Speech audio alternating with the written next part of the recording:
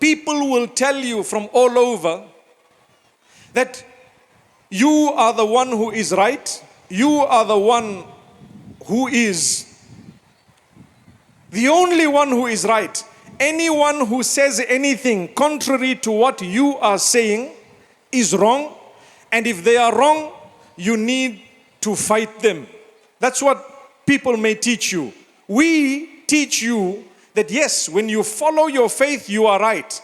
You may want to believe that others are wrong, correct? Yes.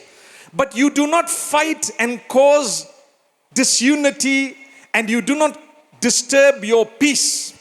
You might think, what do you mean you do not cause disunity when we don't agree? If I don't agree with you, say for example, I have someone who belongs to a different sect of Muslim or a different faith altogether. Do I agree with them? No. Am I united? To a degree, yes. What's the difference? I want to explain to you today. Unity is not uniformity. Rather, unity is the ability to respect someone with the difference you have with them for a common purpose. You want to build your nation. The nation is made up of so many different people, each belonging to different faiths, maybe different sects, maybe. You might even have some people who don't even have a faith at all. It does not mean I agree with them to be able to get along with them or to be able to respect the fact that they are human beings. They are human beings. And the reason I tell you this is the world is changing. So many people will come about with so much difference. So many people will come about with so many weird things. Are you allowed to disagree with them? Yes, you are allowed to disagree. You must disagree if you believe they are wrong. But what should you do? Do you respect them as a human? Yes, I respect you, but I disagree with you. What does that do? That will ensure peace. It will ensure stability, and it will ensure growth. Without that, you are not going to grow. If you want to fist each other just because you disagree with each other, you won't grow. You don't fist each other. You don't become violent. You don't become physical.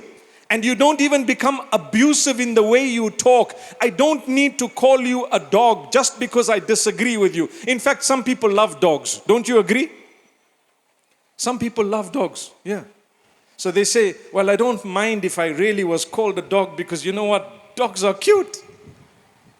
Trust me, it depends how you use the word. When you call each other names that are abusive, in a tone that is abusive, with the intention of abuse, you are wrong, no matter how wrong the person you were addressing might have been in terms of your disagreement. But you can't do that. When I disagree with someone, I need to at least let them know respectfully that I disagree with them. I disagree with you, my brother, and I disagree very, very strongly. But guess what? You're a human. Let's talk about it. By me talking and addressing the matter, I may be able to convince that person that they are wrong. Or they might convince me that I was wrong, if in the case I was wrong, and they managed to talk to me and to put forward whatever evidences they were. But without that discussion, we're going nowhere. So I am here to tell you, make sure that you connect with Allah and you understand how to treat each other.